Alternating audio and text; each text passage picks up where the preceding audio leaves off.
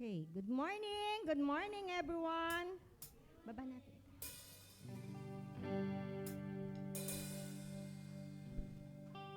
Kamusta po ang bawat isa? Mabuti po ba? Maluwag po dito sa harapan. Maaari po tayong lumipat dito para hindi naman lahat ay nasa gilid. Sige po. Ready na po ba tayo na umawit, sumamba at makinig sa ating Panginoon? Ready na po ba? Amen. O sige po, bago po tayo magsimula, tayo po muna ay manalangin. Panginoon, magandang umaga po sa inyo. Salamat Lord sa panibagong araw na ibinigay mo sa bawat isa. Salamat Lord sa kalakasan na meron din kami. Bagamat ang iba ay merong nararamdaman, pinahintulot mo Panginoon na makarating pa rin upang ikaw po ay sambahin at maranasan. Nagpapasalamat kami, Ama, sa isang buong linggo kung papaano niyo po iniingatan, pinapatnubayan ang bawat isa sa lahat ng ginagawa. Salamat, Panginoon, even dun sa mga nagkaroon ng karamdaman na iyong pinagaling. Nagpapasalamat po kami ng lubos. Binabalik po namin na ang papuri at pasasalamat sa inyo dahil sa oras na ito ng pagsamba. Andito kami, Panginoon, upang ikaw ay katagpuin. Kaya naman, nagpapakumbaba rin kaming lumalapit sa inyo at humihingi ng tawad sa lahat ng mga sala na aming nagawa, sa isip, sa salita at sa gawa. Itama mo rin ang aming mga puso, Panginoon. Kung meron pong mga mali sa aming puso, sa aming isip, Lord, hinihingi po namin ito ng kapatawaran. At sa oras na to, Panginoon, malaya ka po naming masamba. At lalong higit, malaya ka naming maranasan. Dahil nandito kami, Panginoon, dahil sa iyo. Ang kabutihan mo ay patupatuloy. Ang pagmamahal mo hindi nagbabago. Bagamat may mga pinagdaraan ng pagsubok, hindi po yung dahilan, Lord, para kami ay huminto. Bagkus, ito po yung dahilan kung bakit nais mo na kami ay lumapit at manatili sa iyong piling. Salamat, Panginoon. Ikaw ang Diyos na dakila. Diyos na tapat ngayon at kailanman. Kaya sa umagang ito, hayaan niyo po na ang aming pong lakas, ang aming buhay ay tunay na maibigay sa inyo at ikaw ay aming mapapurihan, masamba at marinig sa umagang ito. Purihin ang inyong dakilang pangalan ni Jesus. Salamat po, salamat. Ang lahat ng ito ay dinadalangin namin sa tanging pangalan lamang ni Jesus. Amen. Amen. Bago po tayo mag-awitan, basahin po natin to mula sa Isaiah 25:1. Sige nga po, pakinggan ko po ang lahat. Start. Ulit. Ready? Go.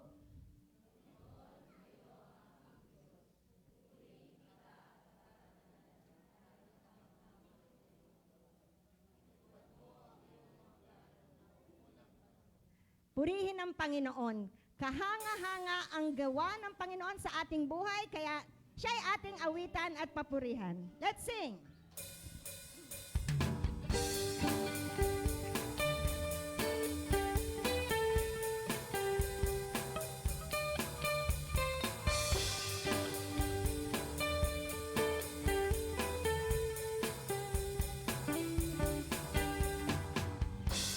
Sa piling mo nadarama ang tunay na pagsinta, wala nang ang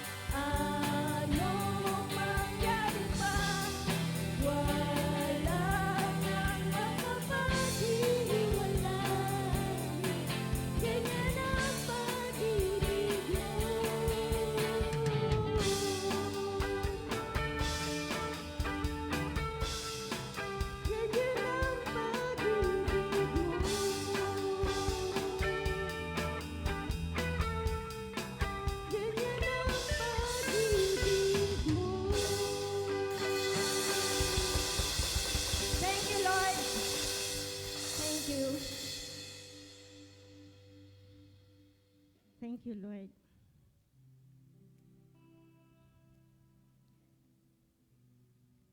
Ang pag-ibig mo sa amin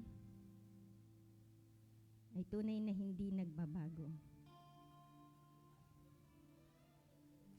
Hindi ka humihiwalay, Panginoon, sa aming buhay. Kahit pa dumadaan ng bawat isa sa pagsubok, ikaw po ang gumagawa ng paraan upang patuloy kaming mapalapit sa inyo. Thank you, Lord, na kahit na sa pagsubok, tinuruan mo kaming magpasalamat. You want us, Lord, to thank you sa lahat ng pagdaraanan namin. Dahil doon, mararanasan namin ang kabutihan mo. Hindi mo kami iniiwan. Ganong kakatapat. Ganoong kakabuti. Kaya, Panginoon, ang papuri, pag-awit, pasasalamat namin sa inyo. Tanggapin niyo po ng buong puso. Nararapat lamang na ikaw ay sambahin sa espiritu at katotohanan. Dahil ikaw ang aming manglilikha at aming tagapagligtas. Thank you, Jesus.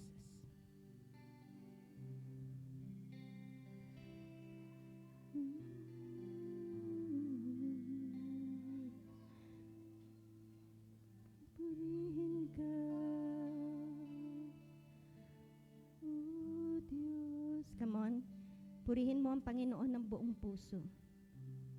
Ano man yung pinagdaraanan mo, hindi dapat mahadlangan ang pagsuko mo at ang pagsamba mo sa Panginoon. Worship the Lord. Feel His love. Damahin mo yung pagyakap ng Panginoon sa buhay mo. Kung sa tingin mo malayo siya, no. God is always in our side. Come on, worship Jesus. Oh, purihin ka, pupurihin ka. Oh, dakilang Diyos. Hallelujah.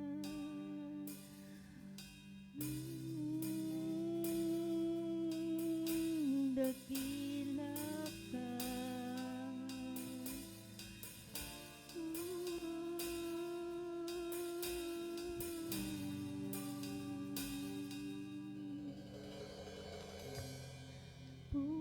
Pupurihin ka, O Diyos. Ang aming alay ay pagsamba, kaluwalhatian, buong karangalan, kapangyarihan mo'y walang katulad. Come on, sing. Pupurihin ka, O Diyos. Ang aming alay ay pagsamba, kaluwalhatian,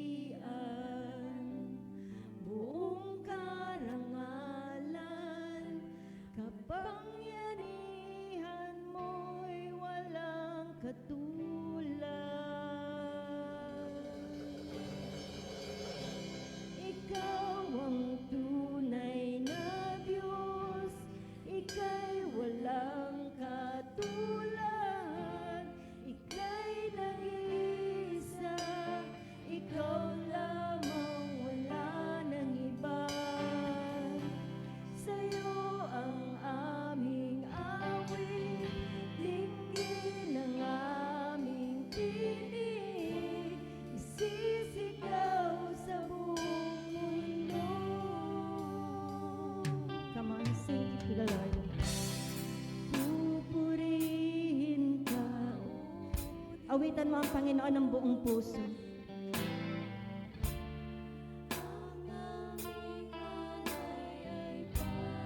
Lord. Sinasamba ka namin.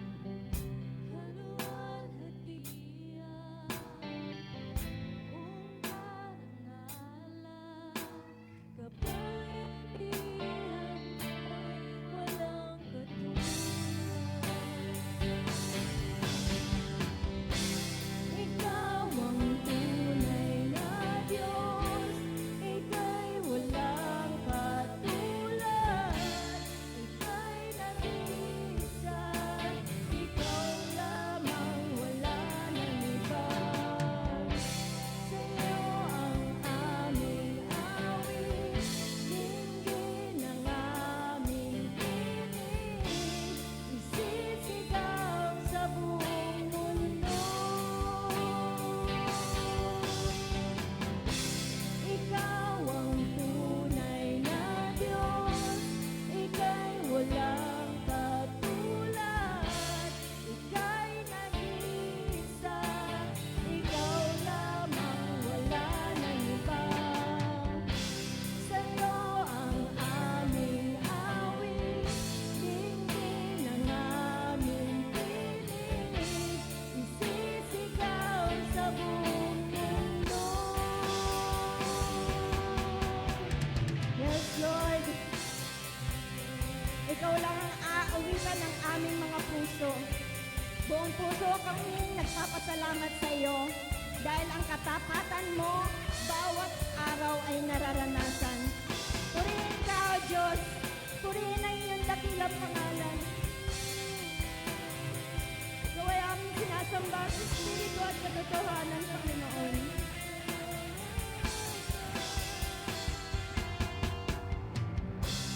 Ikaw ang tunay na Diyos, ika'y walang katulad, ika'y nag-iisa, ikaw lamang wala nang iba. Sa'yo ang aming awit, dinggin ang aming tinig, isisigaw sa buong mundo. Ikaw ang tunay na Diyos, ika'y walang katulad, ika'y nag-iisa, ikaw lamang wala nang iba. Yes, Lord. Sa'yo awit,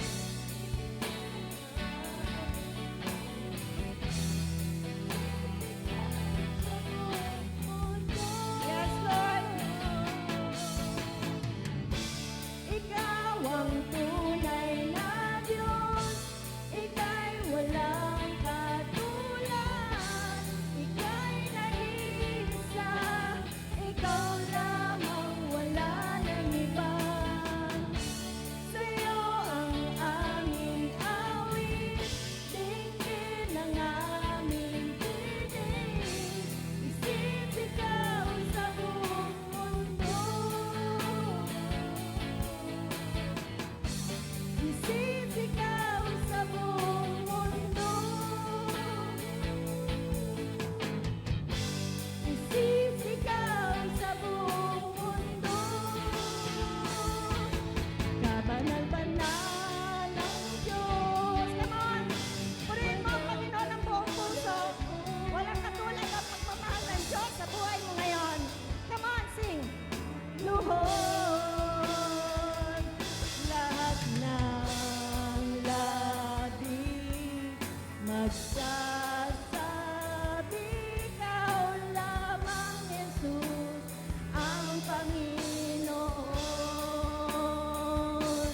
Kabanal-banal ang Diyos, walang katulad mo, lahat ng tuwod sa iyo ay luluhod, lahat ng labi magsasabi, ikaw lamang, Jesus, ang Panginoon. Come on! Sa mesma, purihin mo ang Panginoon. Kabanal-banal ang Diyos. Woo! Yes, Lord! Purihin ang iyong pangalan. Lahat ng tuhod sa iyo ay luluhod. Lahat ng labi magsasabi, ikaw lamang, Jesus, ang Panginoon. Kabanal-banal ang Diyos, walang katulad mo. Lahat ng tuhod sa iyo ay luluhod. Lahat ng labi magsasabi, ikaw lamang, Jesus. Ikaw lamang, Jesus. Ikaw lamang, Jesus. Ang Panginoon. Hallelujah! Purihin ka, Jesus. Purihin ang iyong pangalan. Amen. Amen. Amen. Let's continue to pray, mga kapatid. Panginoon, salamat sa araw na ito. Salamat, Panginoon, dahil ginising mo kami ngayong umagang ito, Panginoon. Salamat sa buhay. Salamat sa grace mo sa amin sa buong linggong ito, Panginoon. Salamat dahil di namin mauunawaan yung kung gaano mo kami kamahal, Panginoon. Pero patuloy mo pa rin kaming binibigyan ng pagkakataon, Lord God, na maranasan ang iyong kabutihan everyday. Pinagpapasalamat namin, Panginoon, ang lahat ng mabubuting bagay na pinahintulot mo sa aming buhay, Panginoon. Yung kinakain namin sa araw-araw, yung pamilya na mayroon kami, Panginoon. Kahit, Panginoon, yung mga challenges na dumarating sa amin, ito ay pinagpapasalamat namin, Lord God. Dahil sa pamamagitan ng mga ito, Panginoon, lalo mong napapatunayan sa amin, Lord God, na kami ay iniibig mo, kami ay pinili mo, Panginoon. Salamat, Lord God. We pray for this day, Lord. Mangusap ka sa bawat isa sa amin. Tulungan mo kami, Lord God, na magkaroon ng spiritual na kaunawaan sa iyong salita. Tulungan mo ang bawat isa, Panginoon, na makinig, makapag-focus, Lord, at sa aming pag-uwi mamaya, Panginoon, bit-bit namin, Lord, yung reminder mo para sa amin ngayong araw na ito. We glorify you, Lord God. Hayaan mo that this place ay mapuno ng iyong presensya. Samahan kami ng Holy Spirit sa aming pananambahan this morning. Lahat ng ito, Panginoon, dinadalangin namin with a humble spirit. All this we pray in Jesus' mighty name. Amen. Amen. Ayan. Good morning, mga kapatid. Sige po, kayo po ay makakaupo na. Ayan. Sige po. Habang kayo ay umuupo, kamustahin niyo po ang inyong katabi. Kamusta naman siya? Okay. Mabeauty pa rin. Mabeauty pa rin ba? Fresh pa ba? Fresh pa? Ayan. Okay. So ngayon, mga kapatid, magtatapos na ang September, ano? So, pagkatas ng September, ano na ba? Ay, akala ko December na agad. Okay, so October. So, parang lumalabas, ano na lang, ano sabi sa balita? Parang 80-something days na lang, Pasko na. Yan, yay! Di ba tinanong kay last week kung ano ni Jaffa, no? Kung ano hinihintay niya pag December? O, ano pa bang nilook forward natin? Pasko? Bonus? O, kakanta na naman tayo ng ano. Kaya't ibigay nyo na. Ayan, okay. So, ano tayo, no? Grateful tayo sa provision ng Panginoon tuwing Pasko. Pero ngayon, maliban sa magtatapos na ang September, magtatapos na rin, no, yung ating series, yung short series natin tungkol sa mission ng church. At siguro, no, habang tayo ay nag-aaral, patuloy na nag-aaral ng salita ng Lord, tayo ay mapapaalalahanan kung bakit ba mahalaga na nakikita natin na tayo ay bahagi ng church. Okay, sige. Pag kayo ba ay tinatanong, saan kayo nagcha-church? Anong sinasabi ninyo? Diyan lang. Diyan lang sa may New Era. O, ganyan. Ano pa? Anong sinasabi nyo? Or, ang tanong ay, tinatanong ba kayo ng iba kung saan kayo nagcha-church? Yes, okay. Kung kayo ay tinatanong ng iba kung saan kayo nagcha-church, minsan kasi yung mga Christians, sa tingin ko minsan meron tayong little, ano lang to ha, opinion ko lang, pero baka hindi ito totoo para sa inyo. Minsan meron tayong small form of insecurity siguro pag tayo ay tinatanong. Insecure in a sense na kung hindi natin nakikita yung church natin na kasing laki ng ibang church, baka minsan nahiya tayong sabihin. Pero kailangan natin paalalahanin ang mga sarili natin, mga kapatid, na kapag tayo ay tinatanong kung saang church tayo kabilang, dapat ang unang nagre-register sa isip natin ay, we belong to the church of God. We are the church of God. We are the body of Christ. So tayo ang church ng Panginoon. Amen po ba, mga kapatid? Ayan, okay. So dahil dyan, sige po Ate May, maaari nyo na pong i-flash. At good morning sa ating mga kapatid sa online world. Okay. So sisimulan ko ang sharing this morning sa pagpapakita ng isang very famous na painting. Kilala niyo po ba yung mga Ninja Turtle? Sorry sa mga batang 90s. Sino yung mga Ninja Turtle? Si Michelangelo, si Donatello, sino pa? Si Raphael, at saka sino yung na-miss ko? Si Leonardo. Ay, nagkakaalaman tayo ng mga age. Okay. Yung 4 na Ninja Turtle na yon, mga kapatid, sila ay named after sa mga famous na mga artists. Italian artists. At isa doon, ang pangalan niya, di ba, si Michelangelo. Okay, bakit natin sinisimulan dito sa painting na ito? Mabilis na, lang to ha, siguro konting history, art 101, humanities 101. Itong painting na ito ay tinatawag, o ang title nito ay Creation of Adam. Now, hindi ko lang sure ha, meron na ba tayong mga kapatid dito na nakapunta na sa Italy or sa Rome specifically? Meron na ba? Wala pa? Kami ni Matt, maliban sa Israel, ang isa namin gusto pang mapuntahan sana pahintulutan ng Lord ay ang Rome at ang Greece. Na kung isipin nyo mga kapatid, lalo na yung mga Katoliko dito, alam natin na ang Rome, specifically sa loob ng Rome ay ang Vatican, tama ba? Ang Vatican, ito ay isang city-state, kung saan ito ay kinoconsider na seat of power ng Roman Catholic faith. Sino yung leader ng Roman Catholic faith na nasa Vatican? Yan, si Pope.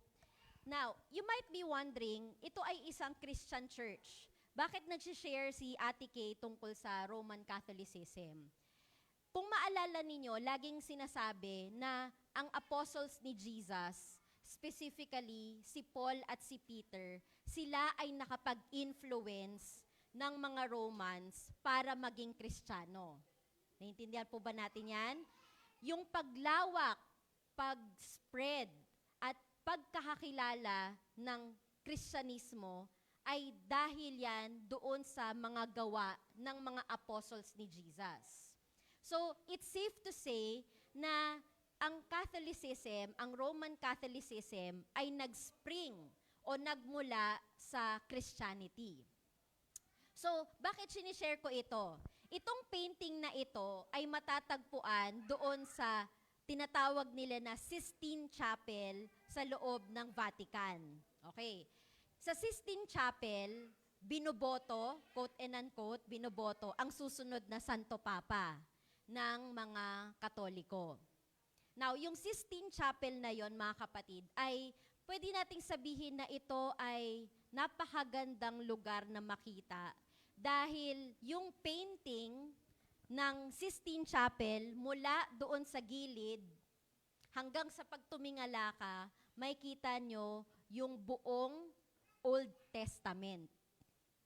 At bahagi ng painting na yan, itong creation of Adam. Pag naisip nyo, pag nakita nyo, i-YouTube no po mga kapatid, panoorin nyo yung video ng Sistine Chapel. Amazing kung paano pinate ni Michelangelo yung ceiling. Doon sa mga nagko-construction dito, di ba pag kayo ay nagpipinta ng ceiling, nakakangawit siya? Pintura pa lang yun ay parang ganyan, plain na pintura. Hello? Oo, plain pa lang yan. Hindi pa yung ganyan ka-intricate, hindi pa ganyan ka-bonggahan talaga. So, ano yung gusto kong i-mention muna, sa sobrang, paano ba natin sabihin, creative ng human mind, ng human hands, kagaya ni Michelangelo, yung kabuuan ng Old Testament ay naipinta sa loob ng isang chapel. Alam nyo yung painting ng Sistine Chapel, yung ceiling pa lang, 4 na taon yan pinaint. So araw-araw siguro silang nakatingala. Na-imagine nyo ba? Parang, at hindi siya parang ganito na parang ilang meters ba yung floor to ceiling natin. Hindi lang siya ganyan kataas, sobrang taas. At ang heart, nasa gitna ng painting na yan, yung creation of Adam. Okay, alam nyo, itong creation of Adam, popular ito dahil dinidepict nito yung assumption or dinidepict or pinapakita nito yung connection ng creator, yung God na gumawa, batay sa Bible, doon sa tao.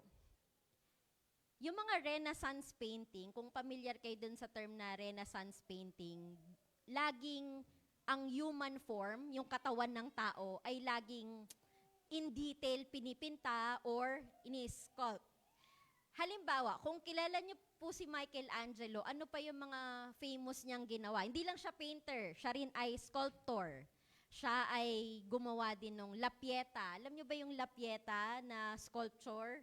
Yung si Mary, tapos nasa mga arms niya ang dying body ni Jesus. Yan yung La Pieta. Ano pa? Yung sculpture ng katawan ni King David na may dahon lang dito sa gitna. Tama ba ako? Yung may dahon. Yun, di ba? Yan. Kasi, ang isi-share ko sa inyo ngayon ay very much related dito sa creation of Adam. Sige po, Ate May, ipakita na po natin yung susunod na slide.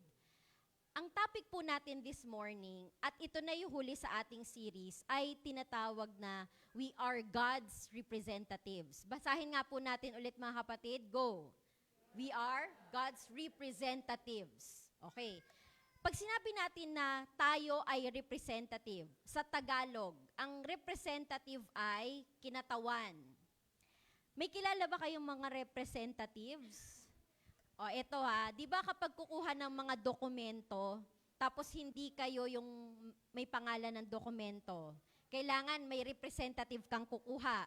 Pero dapat may authorization letter. Kunyari, kukunin mo yung passport mo, kunin mo yung ID mo, ganyan. Kailangan may representative, authorized representative. Ano pa?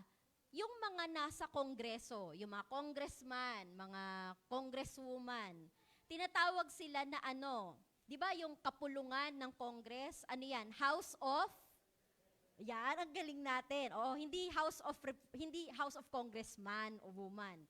House of Representatives. Sino ang nire-represent nila, mga kapatid? Ang isang distrito. Ayan, tama po. So, yung isang distrito, ang nagre-represent ay isang congressman, congresswoman. Kahit yung mga party list, yung mga party list po na binoboto natin, scrutinize po nating mainam dahil ang konsepto ng party list ay nire-represent ng isang congressman ang mga marginalized sectors. Pag sinabi nating marginalized sectors, ito po yung mga grupo na maaring walang representasyon sa gobyerno. So halimbawa, yung mga grupo ng mga teachers, grupo ng mga magsasaka, grupo ng mga mangingisda, mga ganyan. Pero yung mga parties ngayon, sobrang dami na nakakalito na po, no? Pag sinabi nating represent, ikaw ay may otoridad para magsalita, gumawa, kumilos para sa isang tao. Kaya nga yung Tagalog niya na kinatawan. Kinatawan, binibigyan niya ng pahintulot ang isang tao para magsalita on his behalf o gumawa ng something on their behalf. Ngayon, ang gusto po nating ipunto dito ay, ang series po kasi natin for the past 2-3 months ay The Role of the Church in Christ's Mission. Iko-connect natin ito na kung tayo ay representative, kung tayo ay kinatawan ng Panginoon, ano dapat yung ginagawa natin para sa church? Paano natin dapat nire-represent ang Panginoon? Sige po, Ate May, next slide po.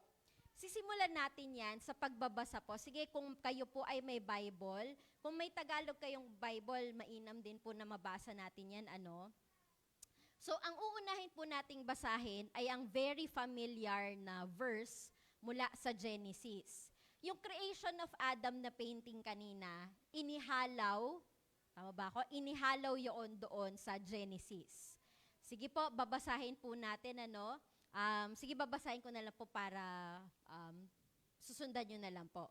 So, batay sa Genesis 1:26-28, sabi dyan, Then God said, Let us make mankind in our image, in our likeness, so that they may rule over the fish in the sea, and the birds in the sky, over the livestock and all the wild animals, and over all the creatures that move along the ground. Sige po, Ate May, next slide po. Sa 27, anong sabi? So God created mankind in His own image. And in the image of God, He created them. Male and female, He created them. And God blessed them and said to them, Be fruitful and increase in number. Magparami. Fill the earth and subdue it. Rule over the fish in the sea and the birds in the sky and over every living creature that moves on the ground. Salamat po sa salita ng Lord, no? Doon sa mga kinasal na, di ba ito laging ito lagi yung mga sinasambit ng pastor kapag may kinakasal, lalo na sa mga Christian weddings. Yung pag-create kay man and woman, yung creation sa image and likeness of God. Alam niyo po, merong Latin term na ang sabi ay imago. So, imago, may bandang imago dati. Mga 90s kids dyan. O, imago, ang English ng imago ay image. So, yung phrase na yan, imago Dei, D-E-I, so dalawang words yan, imago Dei, ibig sabihin ay image of God. Sabihin nga po natin, image of God. Kapag ba tinitingnan nyo ang inyong sarili sa salamin, nakikita nyo po ba ang image of God? Parang, Lord, parang kulang na yung kilay ko. Kulay na yung kilay ni Lord, ganyan. Or parang medyo dry yung lips natin, Lord. Yung konsepto ng pagiging nilikha, batay sa image of God, minsan, tinitake natin yan ng literal.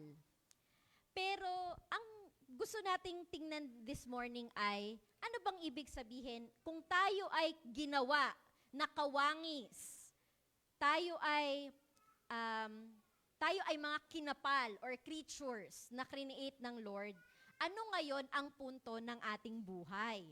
Pag tumingin ka sa salamin, yung honest lang talaga, anong nakikita mo? Ang nakikita mo ba ay Panginoon? Kasi kung hindi mo nakikita yung image of God, pag tiningnan mo yung sarili mo sa salamin, di all the more na pag tiningnan ka ng iba, sinong nakikita nila? Pag tiningnan mo, itong nasa salamin, si Kay to. Ganito yung mukha ni Kay. Ganito din ba ang mukha ni Jesus? Ito din ba ang mukha ng Panginoon? Or kapag may nakikita meron ba kayong nakikitang mukha, nakikita nyo palang naiinis na kayo? Yan, very good. Kahit walang ginagawa, kakainis yung mukha nito. May ganun ba tayo? Nako, sige po Ate May, next slide po, no? Ayan. Ang isang unang-unang punto na siguro kailangan natin pag-usapan ngayong umaga ay God intentionally created us. Okay? Sabihin nga po natin yan, God intentionally created us. Go. Okay. Pag ako po ay nagtuturo ng mythology. Siyempre, pinag-aaralan namin yung mga mythological stories no, sa iba't ibang bansa. Lagi kong minimake sure na pag-uusapan namin ang Genesis. Kung baga parang, okay, kunyari, Roman mythology, Greek mythology, ganyan, kung anumang mythology. Laging may point of comparison palagi sa Genesis. Bakit? Dahil mahalaga na malaman ng mga estudyante na sila ay intentionally created by the Lord. Na sila ay hindi aksidenteng nangyari sa mundo. Na the Lord created them, the Lord allowed them to survive, to live, dahil may purpose ang Panginoon sa pagkakalikha sa tao. Ang sabi ko po dito sa slide na to ay, yung authority sa pag-create, okay po, yung authority sa pag-create ng tao, sa pag-create ng mundo, yan ay sa Panginoon lamang. Amen po ba mga kapatid? Walang kahit anong entity, walang kahit anong sinong tao ang may authority sa paglikha kung hindi ang Panginoon lamang. Now, ano ba yung intention ng Panginoon sa pag-create sa tao? Ang sabi sa Genesis, the Lord created or the Lord decided to create man nang sa ganon ay man will rule over the creation. Ito yung konsepto ng stewardship, di po ba? Inassign, okay? Inassign ng Panginoon ang tao upang mag-rule over everything. So dito, ang sabi ay, we are here, we are alive, because we've been made for a purpose that only God made possible.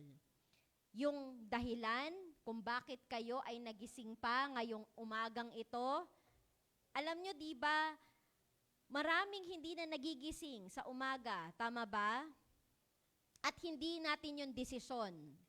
Desisyon yun ng Panginoon kung bukas, gigising ka pa. Kung bukas, mumulat pa yung mata mo. Kung bukas ay ikaw ay may hininga pa. Lord lamang ang nagtatakda ng ating paggising, ng ating survival, ng ating buhay. At kung ang Lord ang nagdesisyon yan, ibig sabihin, meron din siyang purpose kung bakit tayo pa ay nabubuhay. Yung mga siguro medyo kasing edad natin, lalo na yung mga adults, meron tayo lagi tinatawag na mga midlife crisis. Nagkakaroon ba kayo ng ganon, mga kapatid? Pag nagkakaroon tayo ng crisis sa buhay natin, lagi natin yung ina-associate sa edad. Pag midlife, ano ba yung midlife? Ano yung gitna ng buhay? Mga 30, 35, no? Kasi ang life expectancy ng tao ay 70 years old. Kaya daw sinasabi nila, di ba, pag 71, 2, 3, 4, 5, 6, 7, bonus na daw yon. Batay sa science. Midlife crisis, so 30, 35, meron bang nagkaroon ng crisis na mas bata pa, like 25 pa lang, may crisis na agad? Or nagkakaroon tayo ng crisis minsan sa certain points of our lives. Halimbawa, yung mga bagong mag-asawa, for example, bagong nagkaroon ng pamilya, or yung mga milestones kagaya ng pagpatak nyo ng senior na kayo, senior citizen, yan. Nagkakaroon din ng crisis, Saan? Dahil lagi natin ina-ask yung sarili natin, ano ba yung purpose ng buhay na ito? Sige, pag kayo ay nag-iisip sa sarili nyo lang, ano yung mga naiisip nyo na purpose nyo sa buhay? Ang purpose ba natin ay magtrabaho, kumita, mag-survive, ano pa ba? Alagaan ang mga anak, mag-raise ng pamilya. What if itong mga iniisip natin na purpose natin sa buhay ay mawala? For example, kunyari, yung mga adults, yan, yung mga adults, kagaya ng mga senior citizen, pag isa-isa nang nagsipag-asawa yung mga anak at natitira na lang sila sa bahay, di ba ang tawag dyan ay mga empty nests? Wala na yung mga inakay. Wala na yung mga anak nila. Nagkakaroon ng krisis dahil, kung ang sinasabi mong purpose mo ay alagaan ang mga anak mo, paano pag may sarili-sarili na silang buhay? Ibig sabihin, wala ka ng purpose. Or, for example, ang purpose mo ay, halimbawa, mahalin, ibigin ang iyong asawa. What if magdesisyon ang Panginoon na, okay, for today's video, ikaw na lang muna. So, nawawalan ba ng halaga yung buhay? Kapag naka-anchor, kapag nakadepende yung purpose ng buhay natin sa mga bagay at sa mga tao, doon tayo nagkakaroon ng krisis. Kaya lagi tayong dapat ma-remind, mga kapatid, na ang purpose ng buhay natin ay dapat natatagpuan natin sa Panginoon. Hindi sa ibang tao. Okay, now you might think naman na parang, hindi ba negative yon na hindi mo nakikita yung purpose mo sa ibang tao? Pero hindi naglalast ang mga bagay-bagay sa mundo. Kahit nga ang buhay ay hindi naglalast. So kapag tayo ay nakadepende sa kung anong meron, kapag ito ay nawala, baka mawala din yung halaga ng buhay natin. Sige po, Ate May. Next slide po. Kailangan lang natin i-emphasize, batay sa Word of God, na yung authority, yung dahilan kung bakit tayo create ng Panginoon, unang-una sa lahat is to rule over. Sa Ephesians, ito ay inulit. Merong emphasis. So, babasahin ko po sa inyo yung 21 and 22. Far above all rule and authority, power, dominion, and every name that is invoked, not only in the present age, but also in the one to come. And God placed all things under His feet and appointed Him to be head over everything for the church. Malinaw na yung authority na binigay sa atin ng Panginoon ay authority to be alongside the Lord or alongside God upang pangalagaan. Yan, unang-una sa lahat, pangalagaan. Pangalawa, i-manage. Okay? At pagbutihin siguro yung create na mundo. Pero, syempre, pag inisip natin yung konsepto ng mundo, parang masyadong malawak. Masyadong parang mahirap arukin na yung purpose natin ay para sa mundo. Naisip niyo ba yun? Parang ang purpose ko is to make this world a better place. Syempre, para siyang sagot para sa isang beauty contest, hindi po ba? Pero maaari nating makita na yung mundo natin, maaring ito ay yung mundo talaga, pero maaari natin tingnan na yung mundo natin ay yung surroundings din natin. Yung immediate surroundings, yung pamilya natin, yung lipunan, at lahat ng bagay na pinahintulutan ng Panginoon na mag-exist sa ating paligid. Ngayon, sige po Ate May, next slide po. Okay. Yung Imago Day na sinishare ko kanina, ang sabi kasi ay, create ng Panginoon ang tao with the intention na i-populate yung mundo. So, humans, male and female, in order to live God's purpose, are bound to assume their Creator's image. Each human is a reminder of God's presence, grace, and glory.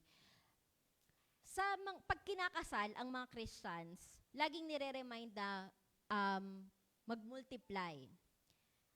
Doon sa panahon ng Bible, the first and primary intention ng Panginoon is for the world to be populated by humankind. So, ang tanong ay, literal ba na dapat mag-multiply ang tao? Batay sa Panginoon. Tama po ba? Oo. Pero, ngayon na populated na ang mundo, actually, overpopulated na nga eh. Ang Pilipinas, di ko na alam, 100 million na yata ang Pilipinas o higit pa. Yung pag-populate o pagkakaroon ng tao sa mundo, ito ay nangyari na, naganap na.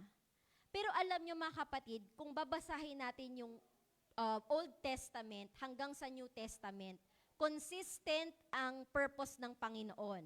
Yung go forth and multiply na sinasabi sa Genesis, pwede natin tingnan na, physical to, sige magpakarami. Humayo kayo at magpakarami. Ano yan? Paano yan? Marami nang ang tao sa mundo. Ano exactly yung connection nito sa New Testament? Di ba si Jesus, naalala nyo, tinatanong kayo nung nakaraan, ano ang Great Commission? Ano ngayon ang purpose na ng tao? Ibig sabihin, multiplying could be physical, literal, pero dapat tinitingnan din natin na yung pag-multiply natin ay spiritual.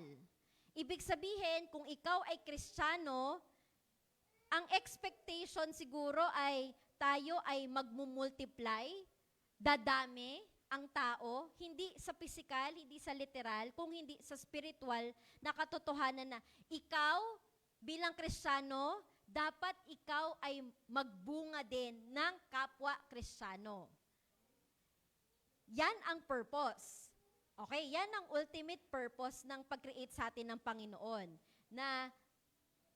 Okay, so ang tanong na lang ulit ay, sa pamilya ninyo, syempre nag-multiply na yung mga generations ninyo, di ba? Mula sa mga lolo, lola, tito, tita. Dito nga sa Cavite, nagulat ako na, ay, grabe, mahal pala ng mga tao ang mga angkan nila. Kasi pag, halimbawa ako, natira ako dati sa Quezon City, hindi naman parang literal na sinabi, ito ang mga angkan ng mga teanyo. Walang ganong konsepto. Kaya, nung tumira na ako dito sa Cavite, yung mga family reunion na grabe talaga yung angkan. Like mga 100, 200 na tao, isang angkan. There is power in a clan. Tama po ba? Yung apelyido na bitbit ninyo, yan yung clan ninyo. Yan yung pamilya ninyo. Okay. Pero sige, pag inisip nyo, inimagine ninyo yung pamilya ninyo, yung buong angkan ninyo. Nag-multiply kayo, tama? Ilan dyan ang nakakilala sa Lord? Sa buong angkan, ilan dyan ang tumanggap kay Jesus bilang Panginoon at tagapagligtas? O sige, dun tayo sa mas maliit. Sa loob ng bahay ninyo, ilan dyan ang nakakilala at tumanggap kay Jesus? Dahil maaring dumami kayo bilang isang angkan, nag-contribute kayo sa 100 million na population ng Pilipinas, pero meron pang isang hindi nangyayari, na mag-multiply tayo spiritually. At ang may pinakamahalagang role sa pag-multiply spiritually ay ang mga magulang. Okay, taas nga po ang kamay ng mga parents dito. Woo! Yan, okay. Maliban sa palakihin ng mabuti ang mga anak, maliban sa arugain sila, mahalin sila, i-take po natin na responsibilidad na ang mga anak natin ay makakilala sa Panginoon. Bakit nakakunot yung noo nyo sa akin? Okay, alam ko mahirap na responsibilidad po yan. Yung mabuhay mo nga lang yung mga anak mo is already a challenge. Napakahalaga na tayo ay consciously, dahil tayo ay tumanggap na kay Jesus, tinitake natin yung responsibility na makakilala sila sa Panginoon. At yan, kapag kayo ay nagkaapo na, kasi ganito yun ha, kung yung mga anak po ninyo ay hindi makakakilala kay Jesus, paano natin may expect na yung ating mga apo at susunod na generation ay makakakilala rin sa Panginoon? Magiging blessed tayo kung sila ay makakilala dahil may nag-invite sa kanila sa church. Pero pwede rin kasi silang i-invite sa ibang lugar, tama ba? At makakilala ng ibang bagay o ibang tao, ibang belief, etc. Minsan iniisip ko, pag tinitingnan ko yung mga nandito sa KM, tinitingnan ko, bakit kaya sila bumabalik every Sunday? O, taas nga po yung kamay na bumabalik sige, syempre minsan hindi tayo nakapag-church, pero sino yung bumabalik-balik dito sa church? Taas ang kamay, yes. Okay, ba't kaya bumabalik dito? Diba? Kasi pwedeng hindi kayo nandito. Pwede din naman na parang, bakit tayo nag-church? Ibig sabihin, meron tayong nakuha sa church na gusto nating ipamuhay. Ibig sabihin, natututunan natin yung pagkakilala natin sa Panginoon, natututunan natin kung sino tayo sa harap ng Panginoon, nakakakilala tayo ng mas malalim, na uunawaan natin ng mas mahalaga, na mas malalim yung salita ng Lord. Minsan, inisip ko din na parang, sa anong edad ba nagkakaroon ng sense yung mga bata, ng sense of faith, for example? Kailan? Siyempre yung mga bata, imimimik lang naman nila na, okay, Jesus is God, ganyan, whatever. Pero yung mga prinsipyo ng pagtatanim ng pananampalataya sa mga bata, responsibility po yan ng mga magulang. Hindi nyo ma-expect na matututunan nila ang faith sa paaralan. Dahil sa paaralan, sobrang daming bata at hindi matututukan ng bawat isang teacher, ang bawat isang bata para makakilala yan sa Panginoon. Sa bahay dapat ito nangyayari. Amen po ba, mga parents? Now, kung kayo naman po ay mga lolo at lola, tulungan po natin yung ating mga anak at mga apo na makakilala sa Panginoon. I'm sure hindi yun madaling bagay, pero anong sabi dyan? Yung image and likeness ng Panginoon. Okay, eto example. Sige, pag tinatanong kayo, sinong kamukha mo? Sino daw kamukha mo? Sabi ng ibang tao. Ang kamukha mo ay nanay mo, tatay mo. Tapos sasabihin, ay yung mata niya, nakuha niya sa nanay niya. Ay yung ilong niya, nakuha niya sa tatay niya, etc. Parang pinagpira-piraso yung bahagi ng katawan para mabuo yung identity ng isang bata, ng isang tao. Hindi natin pwede sabihin na yung isip natin ay nakuha natin sa Panginoon. Pero yung katawan natin, nakuha natin sa mundo. Naintindihan po ba natin yon? Yung identity, being in the image of God, is actually trying to tell us that our purpose can only be found pag naunawaan natin na ikaw ay create ng Panginoon. Hindi ka create ng mundo. So dapat kung ano at sino yung nag-create sa'yo, yun ang mare-represent mo. Pag inisip nyo kasi yung konsepto ng representation, halimbawa parang, kunyari, kukunin ko yung passport ko, pero di ako available. Si Matt ang kukuha on my behalf. Dapat meron kaming common denominator ni Matt para maging authority siya sa pagkuha ng passport ko. Ibig sabihin, para meron tayong authority ng kagaya sa Panginoon, ina-acknowledge muna natin na siya ang gumawa sa atin. Na hindi tayo basta sumulpot lang dito sa mundo at yun, okay, nabuhay ako and then what happens now? Sige po Ate May, next slide po. Sabi dyan, sa point number 3, God's assignment for mankind is the church. Meron akong gustong i-mention dito ha. Sabi dito, everything that God created was prepared for the church, His people founded in Christ Jesus. The earth and the world are all under God's authority, so for Christians to head. Sa English, yung earth at yung world ay magkaiba. Pag sinabi natin na Earth, ito yung planeta mismo. Yung literal na planet Earth, nakatabi ng planet Mars at planet Venus. Yung kasama sa solar system. Pero pag sinabi nating world, ito na yung lipunan, yung create ng tao. Gusto kong i-emphasize to mga kapatid ha, we are co-creators of the Lord. The Lord created the earth. He gave us the authority to rule over. That is why tayo ang gumawa ng lipunan. Tayo ang gumawa ng world. Tayo ang gumawa ng culture, tayo ang gumawa ng society, tayo ang gumawa ng batas, tayo ang gumawa ng lipunan na kinabibilangan natin na ito. Okay. Masaya ba kayo sa lipunan na kinabibilangan nyo? Ginawa ng Lord si Adam and Eve at inilagay sa Garden of Eden para pamunuan, pamahalaan ito. Pero anong ginawa ni Adan at Eva? Gumawa sila ng lipunan nila. Kapaloob ng lipunan na yan, gumawa sila ng mga desisyon nila. Alam niyo yung authority na binigay sa atin ng Lord or yung pagiging unique natin bilang mga tao ay dahil sa dalawang rason. Una, ang tao ay may rational mind. Kaya natin na mag-reason out, kaya nating mag-isip, kaya nating maging creative, na hindi natatagpuan sa mga animals. At pangalawa, tayo lang ang ginawa ng Panginoon na may free will. Ang interesting dito, mga kapatid, ay ito.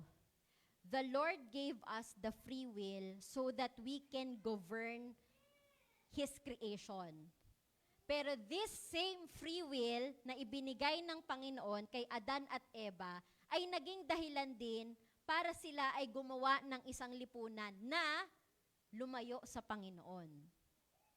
Alam nyo, mga kapatid, yung free will na meron tayo, napaka-ironic. Dahil yung free will natin, pwede nating piliin na na maging believers of Jesus. Pwede nating gamitin yung free will natin para mamuhay ng naayon sa disenyo ng Panginoon. Pero itong free will din na ito ay maaari nating magamit para unti-unting mawala doon sa plano ng Panginoon. Yung authority na binigay sa atin ng Lord, napaka-powerful niyan dahil, isipin niyo to ha, sabihin na lang natin na tayong lahat dito ay Kristiyano. Okay, question. Lahat ba ng desisyon na ginagawa natin sa buhay natin ay naaayon sa disenyo ng Panginoon? O minsan tayo ay nagdidesisyon sa sarili natin? Hindi ba? Yan, napaka-powerful ng binigay ng Panginoon. Pero minsan, naisip nyo ba na, kung gano'n naman pala, bakit pa tayo binigyan ng free will ng Lord? Alam nyo, napakabuti ng Lord dahil hindi siya controlling na Panginoon. Ino-honor niya yung mismong creation niya. Ino-honor niya na ang bawat isa sa atin ay binigyan niya ng authority to govern our own lives. Pero paano tayo namumuhay? Tayo ba ay ginagamit natin yung free will natin? Halimbawa, napaka-blessed natin somehow, siguro, somehow na lang din, dito sa Pilipinas na meron tayong quote and unquote freedom of religion. Kahit anong gusto nyong salihan na relihiyon, pwede. Hindi ka ikukulong kung ano man yung opposing belief mo. Yung decision nyo po, mga kapatid, na bumalik dito every Sunday, yan ay dahil mayroon ka pong free will na bumalik dito. Tama po ba? Tanong, nandito ka ba dahil napilitan ka lang? Talaga ba? Okay. Yung pagpunta at pagbalik nyo dito, yan ay desisyon na ginawa ninyo. Walang pumilit sa inyo. Kung sakali naman na napipilitan kayo, alam nyo, darating ang panahon, hindi na kayo mapipilitan. Kailan yun mangyayari?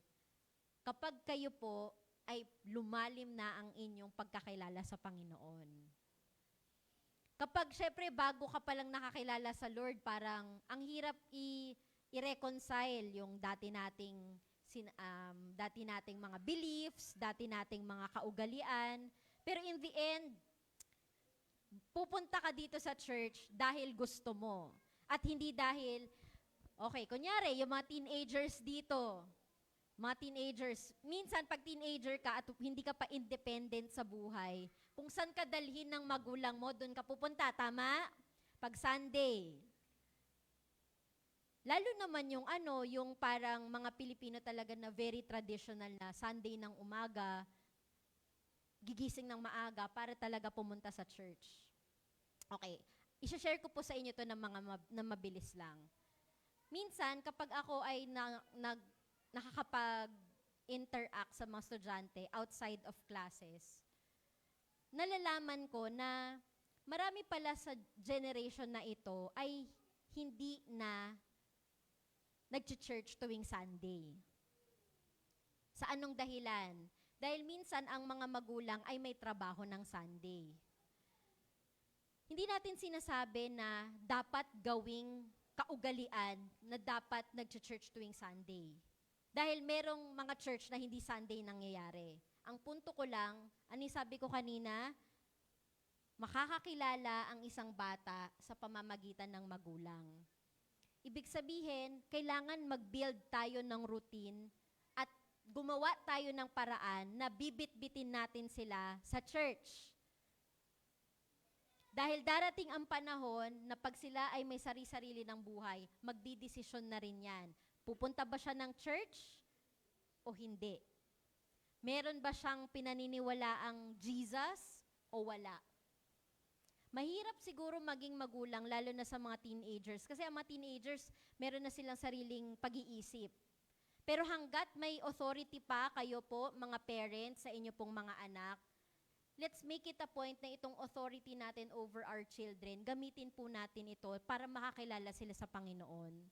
Huwag natin hahayaan na maging independent sila pag tumanda na sila at hindi nila matagpuan si Jesus. Amen po ba, mga kapatid? Kahit nagagalit sila pag ginigising nyo sila ng umaga na, malilate na tayo sa church, okay lang yon. Pag sumagot, anong gagawin? O bahala na lang po kayo kung anong gagawin nyo pag sumagot ng pabalang. Pero dalhin po natin talaga sila sa church. Gawin natin na worthwhile. Ano bang sabi? Ang purpose ng Lord is for His church. Yung pamilya natin, mga kapatid, church natin yan. Church natin yan.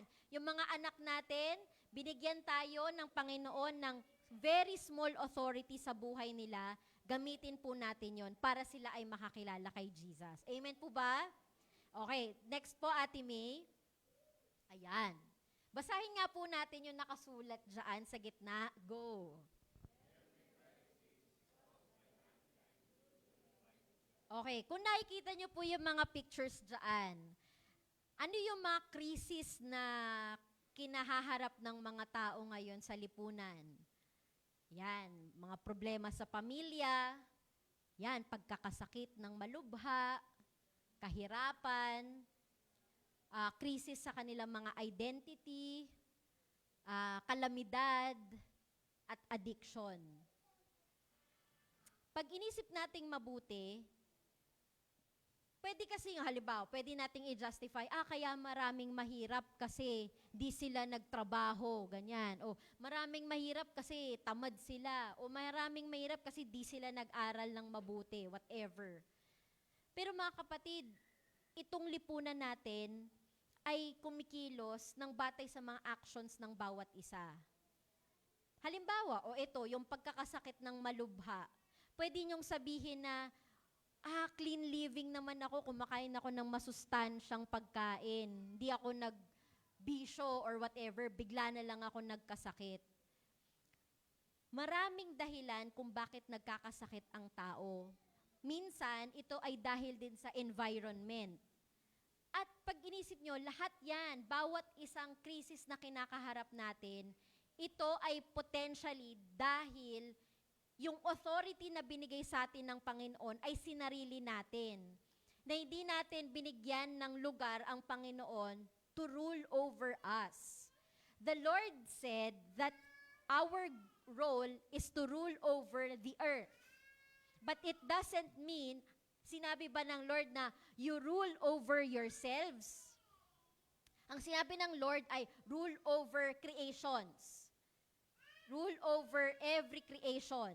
Pero hindi sinabi ng Panginoon na you use the authority that I've given you to rule over yourself. Yang mga krisis na yan, mga kapatid, ay perfect example kung ano ang nagiging resulta pag hinayaan natin na yung sarili lang natin ang kumikilos para sa sarili natin. Sige nga po, pag inisip niyo, kayo personally, ano yung mga krisis na kinakaharap ninyo? Most likely, yung mga personal nating krisis ay reflection yan ng mga social crisis na nararanasan natin ngayon. Tingnan nyo po. Alin dyan ang nagmamanifest sa buhay po ninyo? Hindi ba? Pero yung freedom, yung free will na ibinigay na sa atin ng Panginoon, kung paano natin ginagamit itong free will na ito, ganun din ang magiging resulta. Kung ito ba ay mag-e-end sa isang krisis, kagaya ng mga nabanggit dyan, o ito ay mag-e-end sa buhay na kasiyasiya na ipinangako sa atin ng Panginoon. Sige po, Ate May, next slide po. Okay. Basahin nga po natin. Doon sa nakakabasa, sige po, go.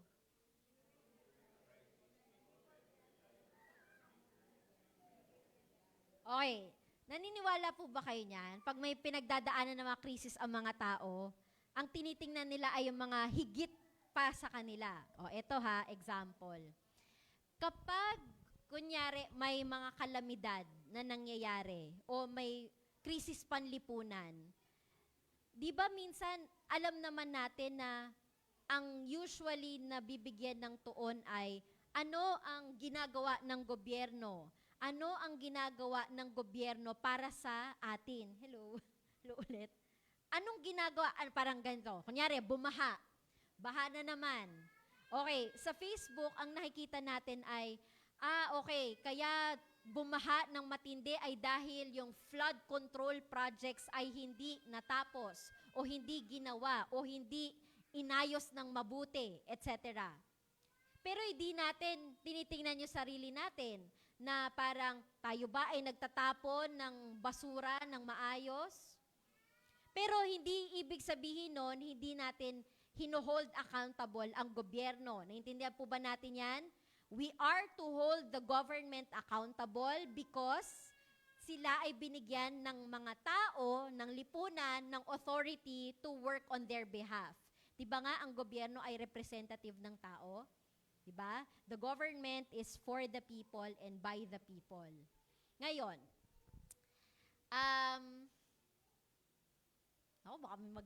baka may magalit, ano? Pero, halimbawa, yung picture dyan sa upper right hand, yan po ay mga idols, no?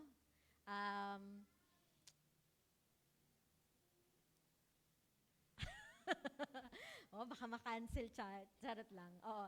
Ibig ko sabihin, parang minsan yung devotion ng mga tao sa mga idols, grabe.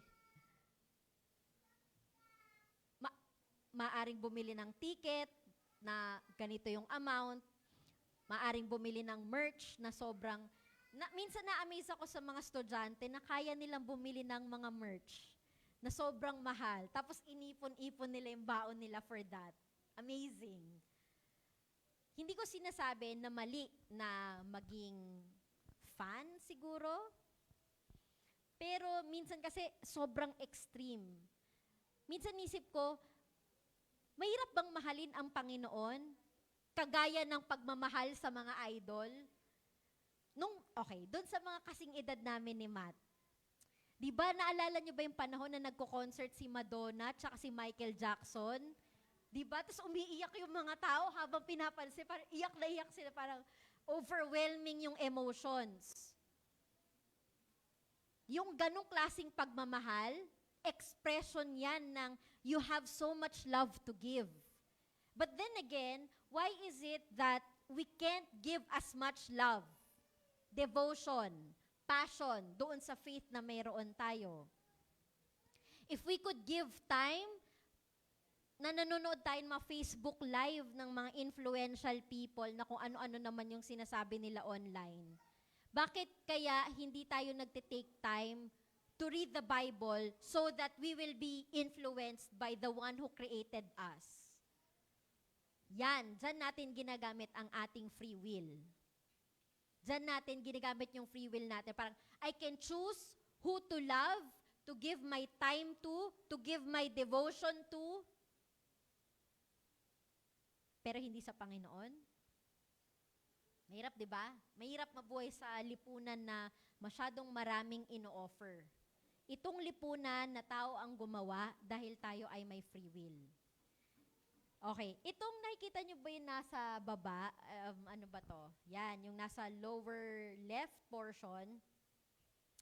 Okay, i-share ko lang po ito na mabilis ha. Medyo matagal ko na napanood to. Siguro mga 1 year ago or pang ganon.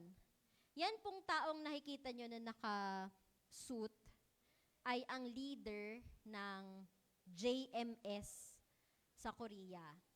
Ang JMS, apparently, ang spell out niya ay Jesus Morning Star. So ito po ay church. Pero batay doon sa documentary, hindi sila church. Kulto sila. At kung napanood ninyo yung mga leaders, so recently, di ba, may hinuli na ang NBI na leader, religious leader from Mindanao. Tama po ba? Pero may isa pa, di ba? Na ang pangalan ay sounds like an eagle, di ba? Yan, okay. Nung pinanood ko tong documentary, kung may Netflix po kayo, panoorin nyo po yan. Ang title po ng documentary na yan ay The Holy Betrayal. Itong The Holy Betrayal ay tatlo or apat na documentary about the cults sa Korea. At alam nyo mga kapatid, iba-iba yung ano nila, iba-iba yung para naging mga kaso nila. Pero pag pinanood nyo po ito, doon nyo maunawaan na maraming dahilan kung bakit ang mga tao ay napapasama sa kulto.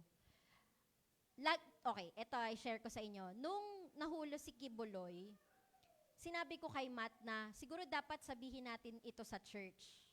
Sabihin na na dapat ang reaction natin ay hindi pagtatawa. Hindi rin pagbubuska na parang, ay ano ba naman tong mga taong to naniniwala sa kulto? Di ba nila kilala si Jesus? Alam nyo mga kapatid, ang dahilan kung bakit napapaanib ang mga tao sa mga kulto ay dahil doon nila natagpuan yung dapat ay nakuha nila sa mga kapwa Kristiyano. Kagaya ng pag napanood nyo yung mga dahilan, una, doon nila natagpuan ang pagtanggap. Doon nila natagpuan yung sense of family. Doon nila natagpuan na, ay, meron palang isang powerful na tao na may pakialam kahit doon sa maliliit na mga taong miyembro. Ang pagre-recruit sa kulto ay napakadali lamang. Paano? Alamin mo anong kahinaan, anong krisis, anong pinagdadaanan nitong taong to. At doon mo siya mai-influence. Pero isipin niyo ito, paano kayo nag-share ng Word of God? Hindi ba ganun din, inaalam nyo, anong pinagdadaanan ng taong ito? Pero bakit may mga tao na napapaniwala sa hindi dapat nila paniwalaan? Nagtaka ba kayo kung bakit ang dami nilang mga kaanib? Baka dahil hindi sila nakatagpo ng tunay na Kristiyano. Baka hindi sila nagkaroon ng pagkakataon na makausap ng isang follower of Jesus talaga. O baka nakakilala sila ng Kristiyano, totoong follower ni Jesus, pero natisod sila. Yan ang responsibilidad natin bilang mga Christians, na mamuhay ng naayon doon sa disenyo ni Jesus, sa disenyo ng Panginoon. Dahil sa totoo lang, alam niyo sobrang lala nung mga pangyayari dyan sa documentary na yan, na nung habang pinapanood ko ito, yung dating sa akin ay, am I living how I'm supposed to live as a Christian? Kung napakadali naman mag-convince. Kasi parang, okay, ito, dun lang sa pinaka-simpleng salita. Minsan kasi iniisip natin, napaka-utu-utu naman itong mga taong to, naniniwala sila sa mga ganyan. Alam nyo ito, yung leader ng JMS, sinimula niya ang ministry niya sa mga campuses. At ang mga miyembro niya, yung mga estudyante na talagang magagaling, active sa school, etc. Sa mga magulang dito, kapag nirelease nyo ang inyong mga anak sa school, ang daming potential influences na maaari nilang makaharap. Pero kapag matibay yung pundasyon ng pananampalataya na naitanim sa kanila sa bahay, kahit ano pang gawin ng mundo, mananatili yung faith na yon kung yon ay naitanim sa kanila. Hindi ko sinasabi na magiging perfect ang inyong mga anak. Pero kapag nakatagpo nila si Jesus, babalik at babalik sila sa Panginoon. Hindi natin mapoprotektahan ang mga anak natin 24/7. Pero meron kayong maaaring gawin. Ano yon? Ipagdasal sila everyday. I-make sure na kilala nila si Jesus, na nakikita nila sa inyo, sa inyong pamilya, sa buhay ninyo araw-araw, na isa lang ang totoong Panginoon at tagapagligtas. Yan ang isang mahalagang bagay talaga na pangahawakan natin bilang mga parents. The school is a very dangerous place for children. in some respect. Doon nila natututunan ang edukasyon, pero marami din silang matututunan dyan. Outside of the school, surrounding communities, marami ding influences dyan. If you cannot protect your children 24/7, allow the Lord to work His way in them. Yan lang talaga ang tanging magagawa ninyo bilang mga parents. Sige po, Ate May, next slide po. Kaya naman po, ito lang po yung mga siguro sa ating pagtatapos. Ito na po yung ating final point today. Na our lives are designed and determined by God. Tayo ay nilikha ng Panginoon for a purpose. Tayo ay nagdesisyon ang Panginoon para tayo ay mabuhay, itinakda niya itong buhay na ito. Therefore, pag tayo ay magtatanong, ano ang purpose ng buhay na ito? Bakit tayo nabubuhay? Ang dami-daming nangyayaring problema sa isip. Nangyayari yan, di ba? Sabi nga ay, ang mind ay battleground. Marami tayong pinagdadaanan sa ating mga buhay. Pero, for our lives to make sense, ito ay sa pamamagitan labang ni Jesus. Wala nang iba. If our lives would make sense because of other people, and these people will disappoint you at some point, maybe it's time na we focus ourselves and see ourselves really as someone who was created by God, and we can only make sure na may purpose itong buhay na ito dahil ito ay anchored kay Jesus. So, ang iniiwan ko pong tanong sa inyo this morning ay, as Christians and as a church, are we representing God, who is the author of all? Mahirap sagutin itong tanong na to, mga kapatid. In fact, kailangan siguro, tulungan tayo ng Panginoon para magkaroon ng direction yung buhay natin. Nang sa ganun ay magkakaroon tayo ng pagkakataon to actually go and be able to answer this question. Sige po, tayo ay tumayo na po.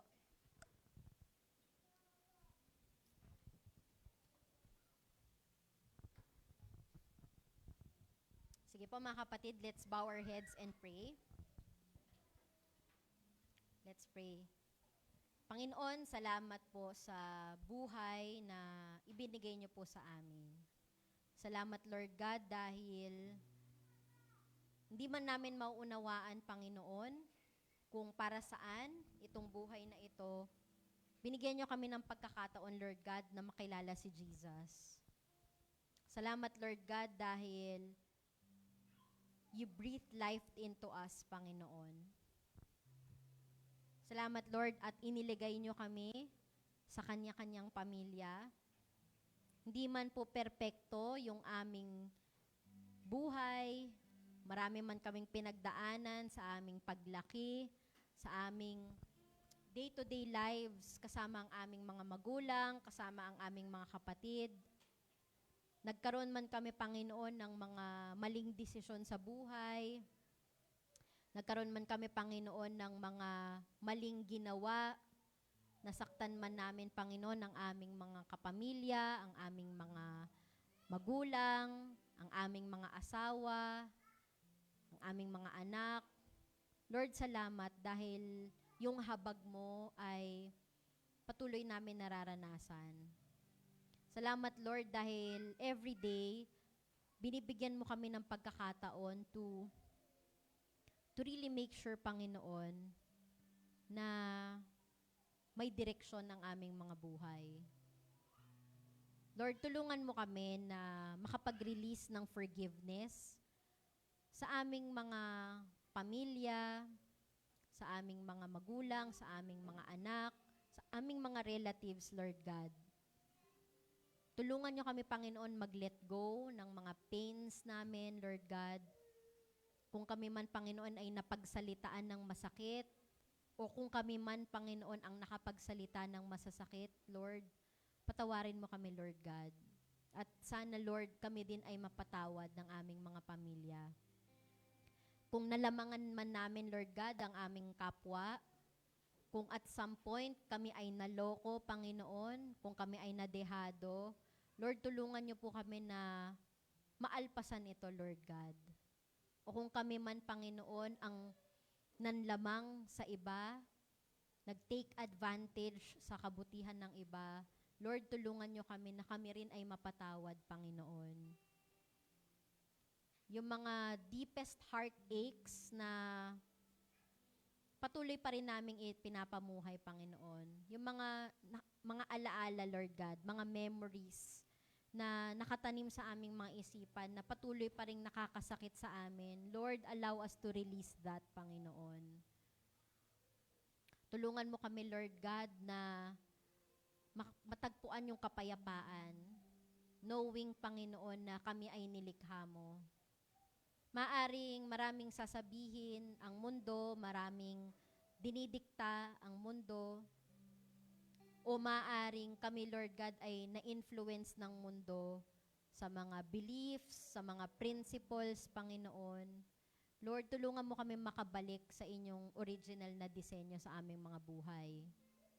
Original na disenyo sa pagiging tao, pagiging individual, Panginoon.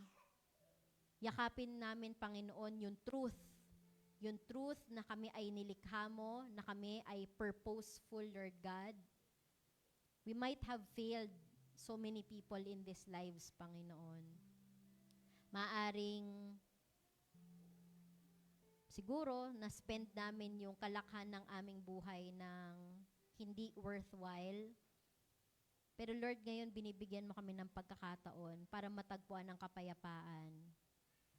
Yung warmth na meron yung pamilya ngayon, Panginoon. Yung pagpapatch up na ginagawa mo sa mga relationships namin, Panginoon, sa aming pamilya, sa aming mga kaibigan. Lord, allow us, Panginoon, to really appreciate yung pagkilos mo sa aming mga buhay. Hindi man drastic, Lord God, di man kapansin-pansin agad yung malalaking ginagawa mo sa aming mga buhay. Lord, help us to really see that you are working in us. Tulungan mo kami, Lord God, na katagpuin ka. At kung kami man, Panginoon, ay patuloy na dumaranas ng mga struggle sa buhay, yung mga pangangailangan namin, mga kakulangan sa buhay na ito, Lord God, Lord, alam namin na ikaw ang magpupuno dito. Allow us, Lord God, to have a richer faith, Lord. Tulungan mo kami, Panginoon, na every day of our lives, we will be reminded, Panginoon, na yung ginawa ni Jesus sa cross ay para sa amin, na mapabuti, Panginoon, ang aming mga buhay. We pray for all our families, Lord God. Yung pamilya na kinabibilangan namin, ito, Lord God, ay bahagi ng iyong church.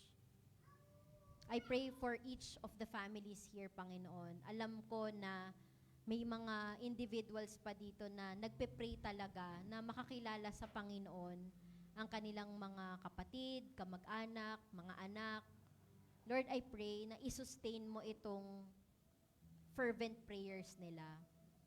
Huwag mong hayaan, Panginoon, na matapos ang buhay namin na hindi namin ikaw na ipakilala sa kanila, Panginoon. Lord, yung free will na ibinigay mo sa amin, Lord, tulungan mo kami na ito ay magamit namin ng naayon sa iyong direksyon, Panginoon.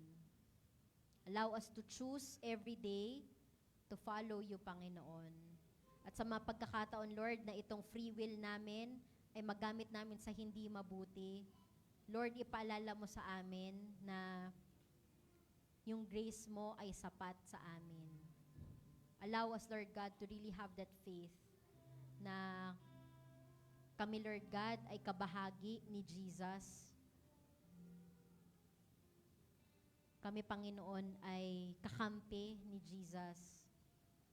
Kami, Panginoon, ay mabubuhay, Panginoon, ng naayon sa plano mo, Panginoon. Salamat, Jesus. Allow us, Lord God, to be faithful servants.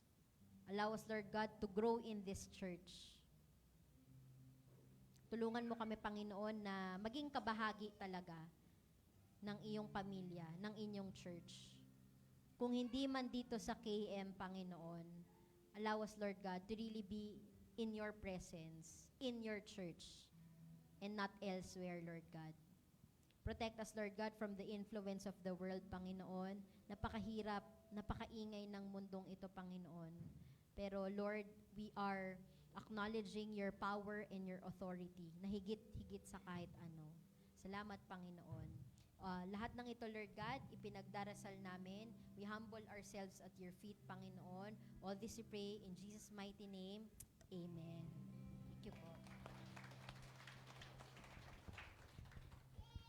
Okay, makakaupo na po tayo. Na-bless po ba tayo sa mensahe ng Panginoon ngayon? Amen. Sige po, tayo ay dumako sa ating pagkakaloob at magbigay po tayo ng may masayang puso at umawit tayo sa Panginoon. Kung kami ay luluhod at sa iyo ay sasamba, kami ay iyong diringgin at ang bayang ito'y iyong pagagalingin. Ulan ng pagpapala, ulan ng pagpapala, ulan ng pagpapala sa bayang ito, Diyos. Ulan ng pagpapala, ulan ng pagpapala, ulan ng pagpapala sa bayang ito, Diyos, o Diyos. Sige po, tayo manalangin. Panginoon, purihin po kayo sa mga kaloob na ito.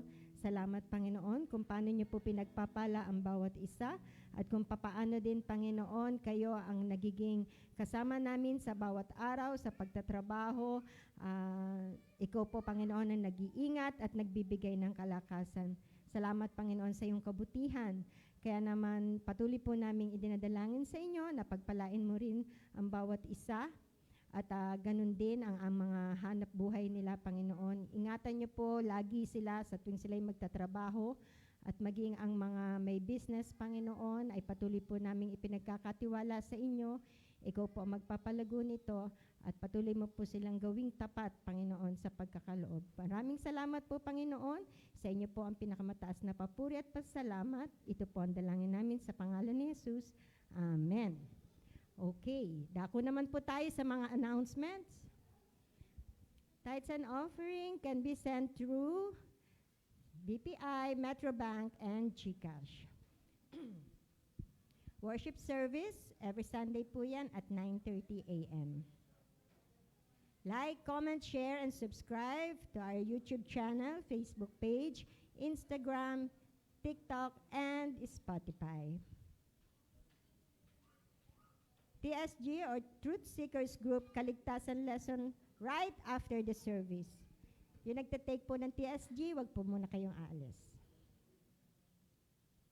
Special announcement, ito naman po yung church transpo, si Agatha. At nandyan po sa ating screen yung time at yung pick-up points. Birthday celebrant. Yan, September 30, bukas, Arthur Concepcion.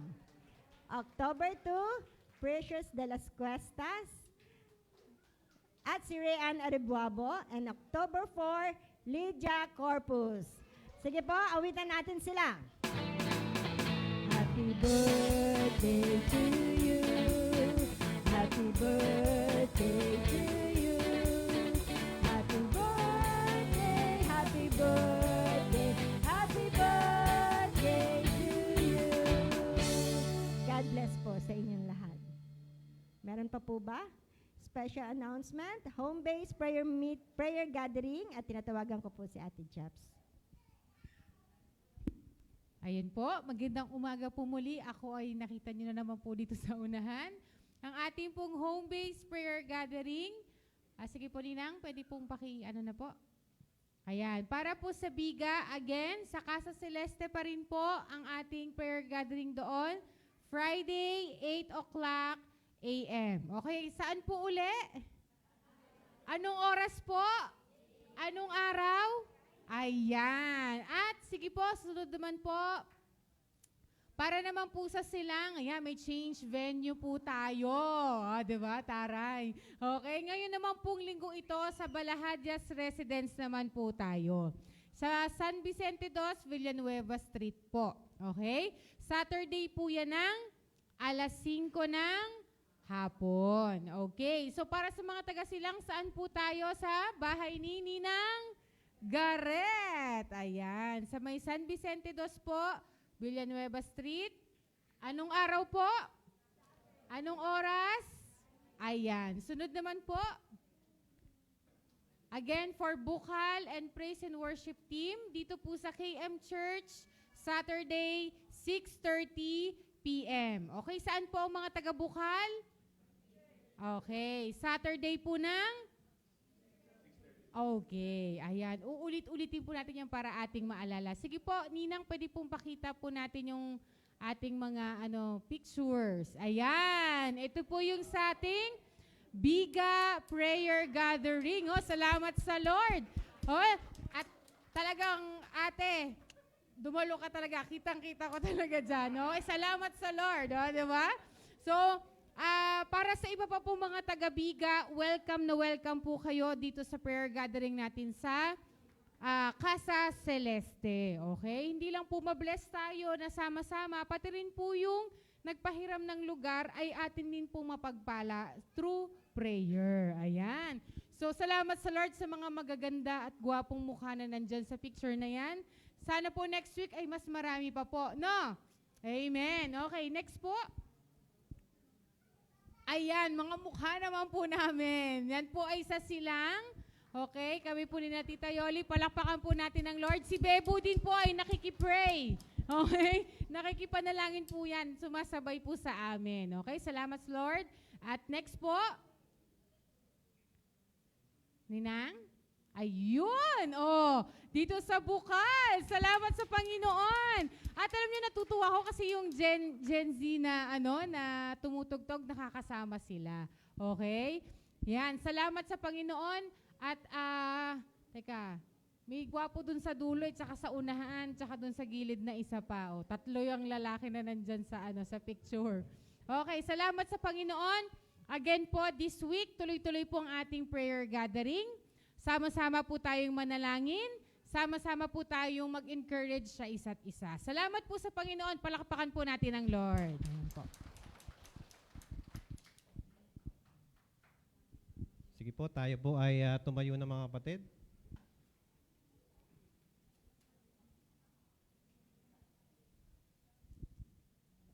Salamat sa Panginoon sa kanyang salita. Tayo na ang mga anak ng Diyos na may pake. Sabi mo sa katabi mo, may pake ka lang ngayon. Alam niyo may pake? No? May pakialam sa kapwa.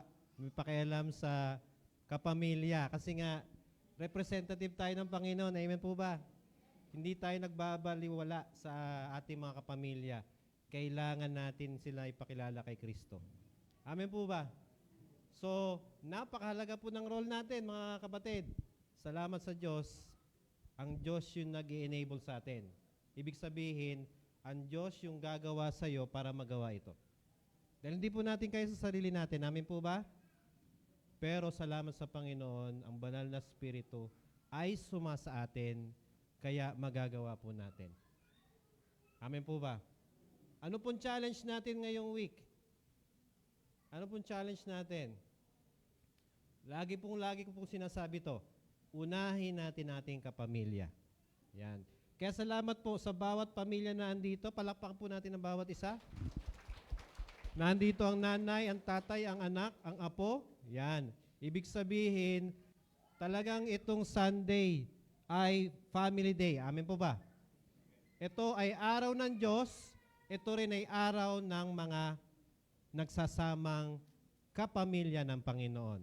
Amen po ba? Kaya sa inyo, sa ating mga kapatid, alam niyo, kung magbabanding kayo, gawin niyo ng wag Saturday I mean, wag ng Sunday ng umaga. Gawin niyo ang banding time ninyo ng Sunday sa church and then the rest of the day ng Sunday, bahala kayo kung gumala ka kahit saan. No? Amen po ba? Kasi nga, kailangan natin bigyan ng importansya itong ating calling. Representative tayo ng ating Panginoon. We need to share the gospel. We need to share Jesus. Kaya sabay-sabay po natin, manalangin po tayo. Ipag-pray po natin ang ating pamilya, ang ating mga mahal sa buhay, ang ating asawa, ang ating anak, ating mga magulang. Ipag-pray po natin sila na makilala sa Panginoon. Itaas talaga natin sila sa Panginoon. Amen po ba? Saglit na panahon na ating pagpapanalangin sila, and then after this, mananalangin tayo ng ating mga prayer requests. Sige, sabay-sabay na po tayo. Ipag-pray natin ang ating kapamilya.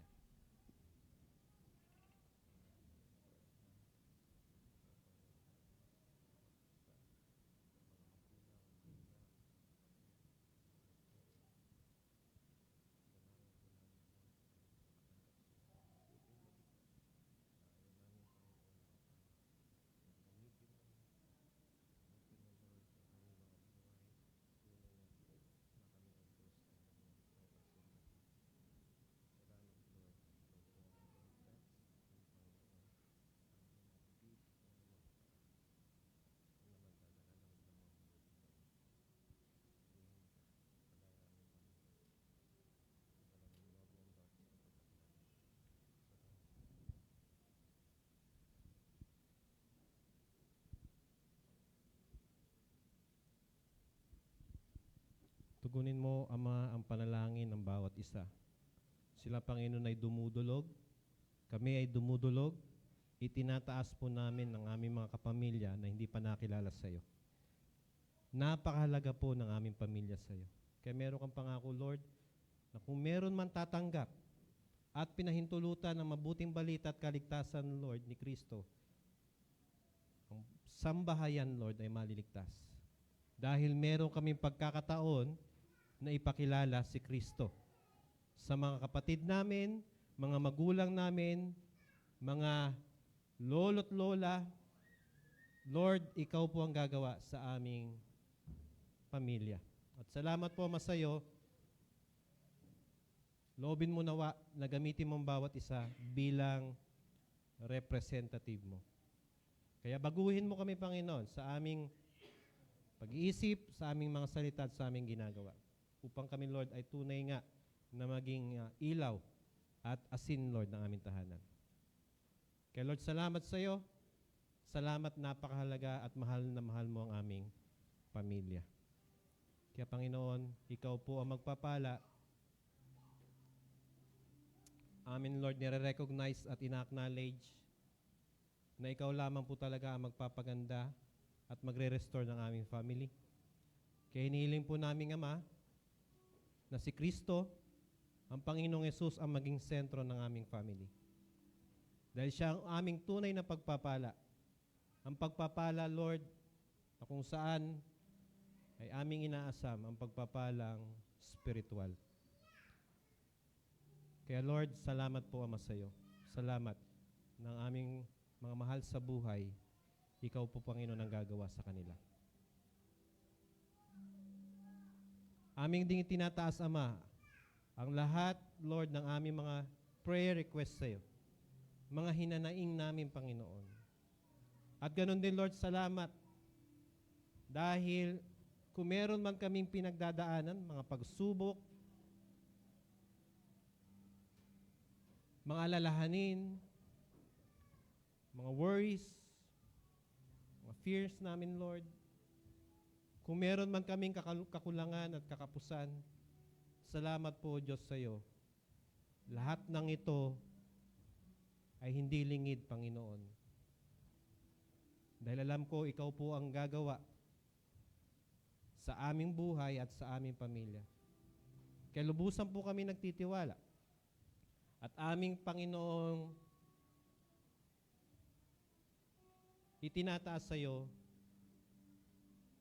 na ikaw po, Panginoon, ang talagang gagawa ng mga bagay na higit pa, Lord, sa aming mga inaasahan. Kaya kung meron man, Lord, dito na dumadalangin, tungkol, Panginoon, sa kanilang karamdaman, Lord, hipuin mo ang bawat pangangatawan ng bawat isa na humingi sa iyo ng kagalingan. Tulungan mo na manampalataya, tulungan mo po, Panginoon, na magtiwala sa iyo. At salamat po, Diyos, sa iyo. Dahil ikaw po ay tumutugon sa iyong panahon at ayon, Panginoon, sa iyong will. Kaya ang bawat isa, Lord, na pagagalingin mo, ito, Panginoon, ay magbigay ng kaluguran at kalwalhatian, Lord, sa iyong pangalan. Sa bawat isa din, Panginoon, na humihingi ng mga pangailangan financial, Lord, salamat. Dahil ikaw po ang Diyos na aming sinasampalatayanan, buhay. Ikaw po ang Diyos na hindi maiksi ang iyong kamay. Ikaw po ang Diyos na nagpapala. Kaya Lord, kami ay nagtitiwala, Panginoon, na pupunuan mo ang bawat kakulangan. Ang lahat, Lord, ng mga bayarin, mga gastusin, ay ikaw, Panginoon, ang magbibigay. Salamat, Lord, sa mga pagsubok. Salamat dahil ikaw po ay gagawa. At salamat, Panginoon, sa mga answered prayer, sa mga blessing ng mga dumating. Ito po ay galing sa iyo. Kaya ikaw po, Panginoon, ang madakila at mapapupurihan sa mga pagpapala, Panginoon, na naranasan ng bawat isa. Salamat din, Ama, na sa aming mga plano, sa aming mga iniisip, kung ano man ito, Panginoon, ang sabi mo, Lord, magtitiwala kami sa iyo. Ikakas namin ang aming mga burden and fear. Kung ito man, Panginoon, ay mga iniisip namin, Panginoon, sa aming buhay, sa aming pamilya, sa future namin, Lord, aming itong inataas sa iyo. Loobin mo, Ama, na kami ay i-direct mo sa iyong path, na kung saan, Panginoon, kami ay magiging matagumpay. Hindi, Lord, sa aming mga iniisip lamang, hindi sa aming mga kagustuhan lamang, hindi, Lord, sa aming mga pinaplano lamang, kundi, Lord, kung ano ang kalooban mo. Salamat po, Ama. Purihin ka. At ganun din, Lord, sa church na ito, tulungan mo kami, Ama, bilang magkakapatid. Kami, Panginoon, ay pag-isahin mo. Kami, Lord, ay talagang gamitin mo sa aming family, sa aming community, na kami, Lord, ay maging representative mo, maging ilaw kami at asin, Panginoon. Kaya, Lord, salamat dahil ikaw po ang mag-prepare sa amin. Ihahanda mo kami upang sa mga kapatid namin na hindi pa nakilala sa iyo, magawa namin ito, Panginoon, dahil kami, Panginoon, ay merong purpose. Meron kaming pagkatawag. At hindi po namin yan kakalimutan. Ito, Panginoon, ay gagawin namin sa tulong at gabay ng Banal na Espiritu. Salamat po, Ama. Hinihiling po din namin na ingatan mo kami sa week na darating. Ikaw po ang aming protection. Ikaw po ang aming refuge. Ikaw po ang aming strength. Kaya hiniling po namin, Lord, na ang bawat isa ay ilayo mo sa anumang karamdaman. Ang bawat isa, Panginoon, ay ilayo mo sa anumang aksidente at kapahamakan sa masasamang tao. At tulungan mo, Lord, ang aming mga anak. Ilayo sila mula sa influence ng mundo. At protektahan sila, Lord, sa anumang gawa at pandaraya ng kaaway. Maranasan po namin ng yung divine protection. Lukuban kami ng yung banal na dugo. Ingatan, Lord, ang bawat sulok ng aming tahanan. Gabayan, Panginoon, kami kung nasaan kami. Ingatan mo kami, Lord, ng iyong presensya at ng iyong mga anghel. At tulungan kami, Panginoon, na sa lahat ng oras at sa lahat ng panahon, alalahanin namin na ikaw po ang Diyos na mabuti. Kasalamat po, Diyos, sa iyo. Ikaw po ang mag-iingat sa aming mga buhay. Salamat po, Ama. Purihin ka. Tanggapin po natin ang biyaya na galing sa ating Diyos na buhay. Ang pag-ibig ng ating Diyos Ama, ang pagliligtas ng Panginoong Hesus, ang gabay, patnubay, at kapangyarihan ng banal na Espiritu ay sumaatinawa ngayon at magpakailanman. Amen, amen, amen. Pagpalain po tayo ng ating Panginoon.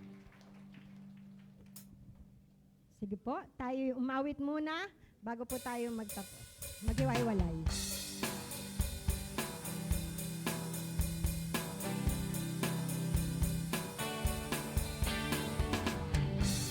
Sa piling mo nadarama ang tunay na pagsinta, wala na ngang masihigit pa sa pag-ibig mo. Ikaw lang ang kasiyahang tunay, higit pa sa mundo. Kaya nga hangad ng puso ko nito ay ikaw. Kailanman di mo ko iwan, di pababayaan man. Ganyan ang pag-ibig mo sa'kin. Kahit na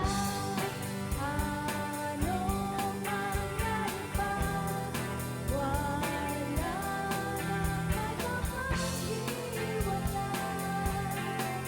Ganyan ang pag-ibig mo.